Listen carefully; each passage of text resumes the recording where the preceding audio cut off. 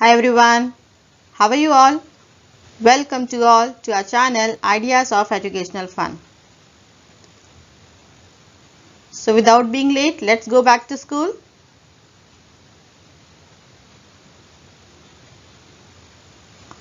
And learn a new topic from standard 10. Friends, if you have not subscribed my channel yet, so please subscribe it. So let's start our today's topic, written by Walt Whitman. As usual, first we will see the basic introduction of our today's poet, then we will go for the topic. Walt Whitman was born on May 31st, 1819, West Hills, New York, US. He had died on March 26, 1892, aged 72, Camden, New Jersey, US. He was an American poet, essayist, and journalist. He was a major figure in early American poetry. In an age when all the poetry was rhymed and metrical, Whitman made a break with tradition and wrote a revolutionary new kind of poetry in free verse. He often called the father of free verse. He was a nonconformist in all respects, including his social life. He was honored on a famous American series postal issue in 1940. The poet tells us that he feels more at home with animals than humans, what he finds complicated and false. This poem is taken from his work Song of Myself from his book In the Leaves of Grass. So it was the introduction of today's poet, which we will see same in Hindi. Walt Whitman का जन्म 31 मई सन 1819 को New York राज्य के waste हिल शहर में हुआ, जो कि यूनाइटेड स्टेट में स्थित है। इनकी मृत्यु 26 मार्च 1892 को 72 वर्ष की आयु में कैम्डन शहर, जो कि यूनाइटेड स्टेट के न्यू जर्सी राज्य में स्थित है, वहां पर हुई। ये एक अमेरिकन कवि, निबंध लेखक एवं पत्रकार भी थे। पूर्व अमेरिकी कविताओं में इनकी बहुत भूमिका रही है। ऐसा भी कहा जाता है कि जिस वक्त सभी कविताएं सुरों से सजी एवं बहुत ही मुश्किल हुआ करती थी, उस वक्त व्हिटमैन ने उस रचना के रिवाज को तोड़ते हुए एक नई कविता लिखी, जो कि पहले की सभी कविताओं से बिल्कुल अलग थी और जिसमें किसी भी तरीके की राइमिंग रचना नहीं थी, और तब से उन्हें फादर ऑफ फ्री वर्स कहा जाने लगा। ये एक ऐसे कवि थे जो कि किसी भी कविता या घटना को अपनी संपूर्ण सहमति कभी नहीं देते थे। ये अपने सामाजिक जीवन के साथ साथ किसी और के विचारों को भी अपनी पूर्ण सहमति कभी नहीं देते थे। सन 1940 में इन्हें एक प्रसिद्ध अमेरिकन सीरीज पोस्टल इशू के लिए भी सम्मान दिया गया। यहाँ पर कवि कहते हैं कि जब वो पशुओं के साथ होते हैं तब उन्हें बहुत सुकून महसूस होता है, जबकि लोगों के साथ बहुत ही मुश्किल एवं गलतियों से भरा। एनिमल यह कविता वॉल्ट व्हिटमैन की रचना सॉन्ग ऑफ माई सेल्फ से ली गई है, जो कि द लीव्स ऑफ ग्रास पुस्तक का ही हिस्सा है। So it was the basic introduction of our today's author poet. Now we will see his few works given below. Franklin Evans 1842, the half breed, a tale of the western frontier 1846, Life and Adventure of Jack Angel, serialized in 1852, Leaves of Grass 1855, the first of 7 editions through 1891, Mainly Health and Training 1858, Drum Tap 1865, Democratic Vistas 1871, Memoranda During the War 1876, and Specimen Days 1882.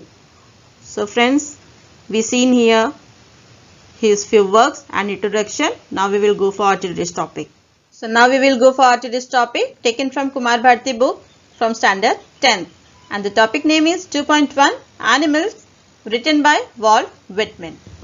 So this is our first stanza. Let's see what the poet is saying.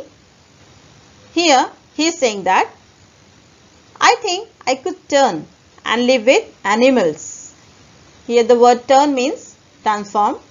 They are so placid and self-contained. Placid means not easily upset or calm, and self-contained means self-sufficient or self-dependent. I stand and look at them long and long. Explanation. In this poem, poet is comparing the human behavior with animals. In this stanza, poet is expressing that he can turn and live with animals in a better way as compared to humans. Poet is also expressing that animals are more calm and more self-sufficient than humans. Poet also expressed that he admires animals by standing for long time and looking at them. So, it was the explanation for this stanza. Now we will see the same in Hindi.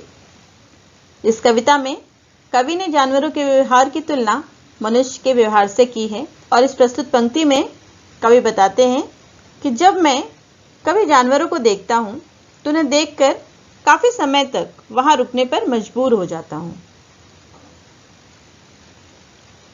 और ऐसा लगता है कि उनके पास चला जाऊं और उन्हीं के साथ रहूं। और वैसा इसलिए कहते हैं क्योंकि उन्हें ऐसा लगता है कि जानवर बहुत ही आराम से रहते हैं, उन्हें किसी भी तरीके की चिंता नहीं होती। जानवर कभी भी अपनी जरूरतों के लिए मनुष्य की तरह दूसरों पर निर्भर नहीं होते, अर्थात मनुष्य की तुलना में ज्यादा सक्षम होते हैं। यही वो वजह है जिसके कारण कवि को ऐसा लगता है कि वो जानवरों के पास चले जाएं और उन्हें जानवर बहुत पसंद हैं और यही वो वजह है जिसके कारण वो जानवरों को बहुत पसंद करते हैं और कवि उनके साथ ही जाकर रहना चाहते हैं, उनके पास रहना चाहते हैं, मनुष्यों के साथ नहीं रहना चाहते क्योंकि वो मनुष्यों का व्यवहार उन्हें पसंद नहीं है। Now we will see the next stanza. They do not sweat and whine about their condition. They do not lie awake in the dark and weep for their sins. They do not make mistake discussing their duty to God. Not one is dissatisfied, not one is demented with the mania of owning things. We'll see the hard words. Make me sick means disgust me, demented means mad, whine means complain, weep means cry, sense means an immoral act जिसे हम हिंदी में पाप कहते हैं, mania means craze या किसी चीज को पाने का पागलपन। So explanation. In this stanza, poet says that unlike human, animals don't remain in a state of anxiety, not the complaint for their condition. They don't commit any sins, so they don't cry in the dark. They don't discuss for their duties towards God, unlike human does. They are not dissatisfied for their conditions. They are not crazy for owning more and more materials things as human do. तो इस प्रस्तुत पंक्ति में कवि बताते हैं कि जिस तरह संघर्ष करने के बाद भी मनुष्य अपने लक्ष्य को नहीं पाता और उसके लिए वो लोगों से शिकायत करता है, किसी और को या उसकी किस्मत को जिम्मेदार ठहराता है, ऐसा जानवरों में बिल्कुल नहीं होता। वो बिल्कुल भी इस तरीके की कोई हरकत नहीं करते। वो कभी भी अपने बुरे हालात के लिए कंप्लेन नहीं करते। कवि ये भी कहते हैं कि जिस तरह मनुष्य रात में जाग जाग कर अपने पापों का पश्चाताप करता है, वो भगवान के सामने रोता है कि अरे मुझसे ये गलती हो गई, तो ऐसा मनुष्यों में ही होता है, मनुष्यों में ही दिखाई देता है। जानवर ऐसा बिल्कुल भी नहीं करते, उनमें ये चीजें दिखाई नहीं देती। जिस तरीके से मनुष्य अकेले में रोता है, तड़पता है, गिड़गिड़ाता है, उस तरीके से जानवर बिल्कुल नहीं करते। और यहाँ पर यह भी कवि बताते हैं कि मनुष्यों में एक प्रवृत्ति और भी होती है कि यदि उसने किसी की मदद कर दी, कोई परोपकार कर दिया, तो वो उस चीज के लिए भी कुछ सम्मान पाना चाहता है, क्रेडिट लेना चाहता है। और आजकल का तो फैशन हो गया है कि सोशल मीडिया पे कुछ भी हमने किसी के लिए किया तो फटाक से अपलोड कर दो। तो ये जो चीजें हैं, मनुष्य की प्रवृत्ति है, उसका व्यवहार है, कवि को वो चीज बिल्कुल भी पसंद नहीं होती है। उसके इस व्यवहार से उसको बहुत दुख होता है, बहुत तकलीफ होती है। और ये बताते हैं कि ये जो सारे व्यवहार है मनुष्यों के दिखावेबाजी के, तो तो ये जानवरों में नहीं होते हैं, पशुओं में ये चीज़ दिखाई नहीं देती। और एक बहुत बड़ी वजह है कि जिसकी वजह से पशु अर्थात जानवर कवि को बहुत ज़्यादा पसंद है मनुष्यों की तुलना में, क्योंकि जिस तरीके से मनुष्य अपने इस व्यवहार से कवि को तकलीफ देता है वैसा जानवर बिल्कुल भी नहीं करते। तो यहाँ पर कवि बताते हैं कि उनके अनुसार जानवरों में मनुष्य की तरह कोई भी असंतुष्ट नहीं होता और ना ही किसी को पाने की और ना ही किसी को कुछ पाने का पागलपन। वो हमेशा खुश रहता है, उन्हें ना तो किसी बात की कमी होती है और ना ही कुछ ज़्यादा पाने की लालच। तो यही बताते हैं यहाँ पर कवि कि किस तरीके से मनुष्य और जानवर एक दूसरे से कितने अलग होते हैं। मनुष्य जितना ही असंतुष्ट है, जानवर उतने ही संतुष्ट और खुश रहते हैं। और ये बहुत बड़ी वजह है जिस वजह से कवि उनके साथ रहना चाहता है, उनके पास जाना चाहता है और जानवर उन्हें बहुत ज़्यादा पसंद है। Now we will go for next. Not one kneels to another, not to his kind that lived thousands of years ago. Not one is respectable or unhappy over the whole earth. Here the word respectable means too happy and satisfied. Explanation. In this stanza, poet is trying to express the differentiation between human and animals. As human kneels down to another human for many reasons, such as power, knowledge, fear, guilt, etc., which animals never do.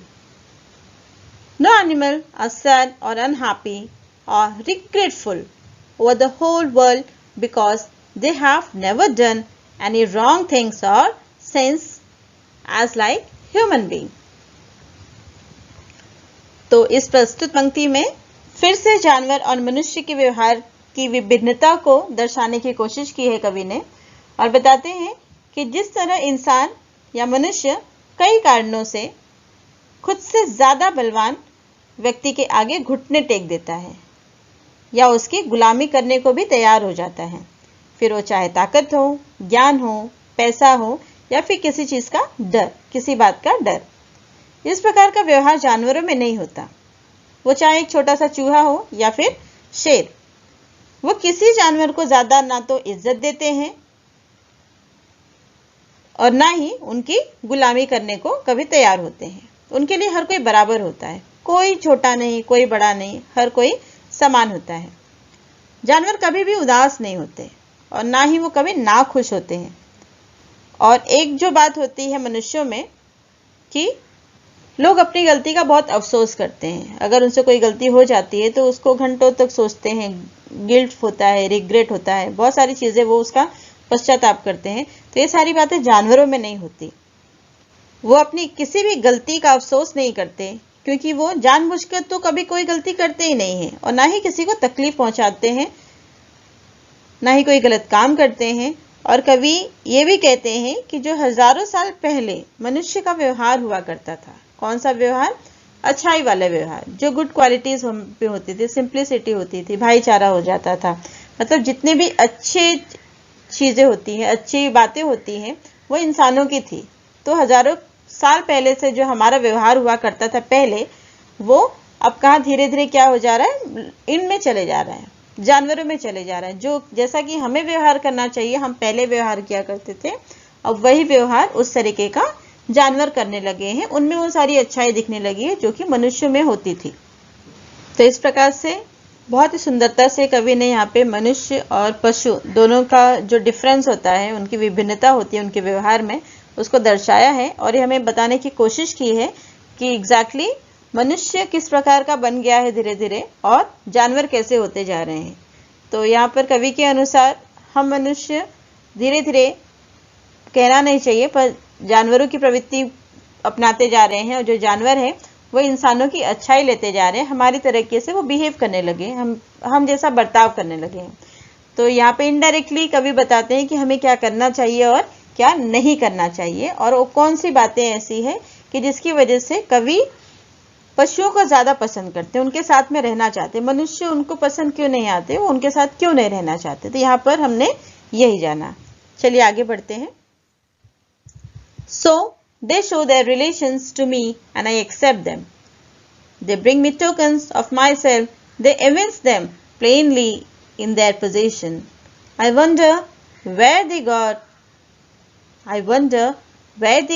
those tokens. Did I pass that way huge time ago and negligently drop them?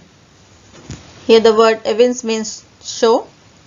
Tokens means virtues like innocence, simplicity, contentment.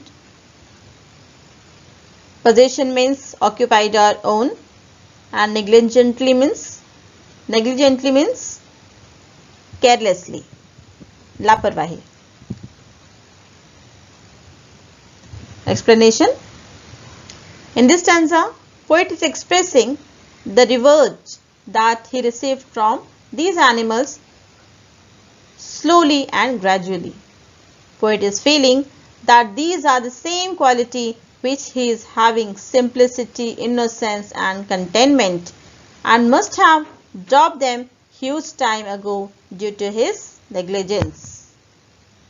तो यहाँ पर कवि बताते हैं कि किस तरह जानवर अपनी अच्छाई कवि को अर्थात मनुष्य को दिखाते हैं और कहते हैं कि जो अच्छाई या गुड क्वालिटीज हम इंसानों में है, चाहे वो सिंप्लिसिटी हो, परोपकार हो, सेटिस्फैक्शन हो या किसी भी तरीके की अच्छी भावना हो, अच्छी आदत, गुड हैबिट्स हो, जो कि हजारों वर्षों पहले इंसान में दिखती है, अब वही जानवरों में दिखाई देने लगी है।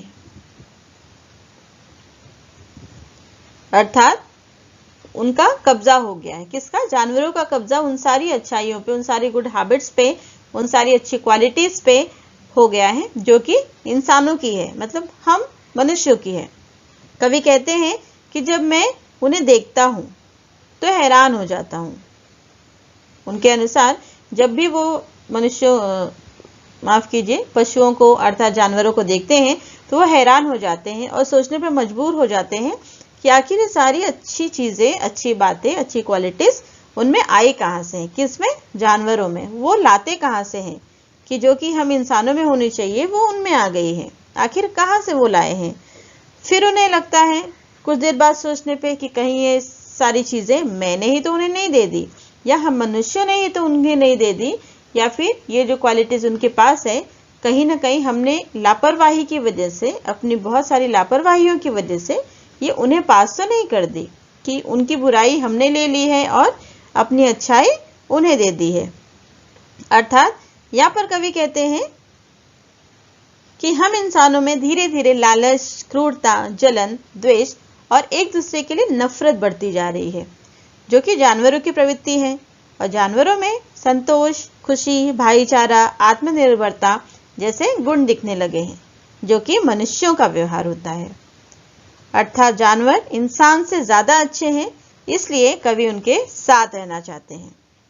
तो इस प्रकार कवि ने जानवरों अथवा पशुओं का उदाहरण देकर हमें बताया कि हमें किस तरह बुराई को छोड़कर अच्छाई की ओर बढ़ना चाहिए और हर हाल में संतोष रखना चाहिए, खुश रखना चाहिए। संतोष रखना चाहिए, खुश रहना चाहिए। So it was our today's topic. The name is Animal, written by Walt Whitman. What he has very beautifully expressed and differentiated the animal and the human being, how we are behaving, how they are behaving, and how should we behave.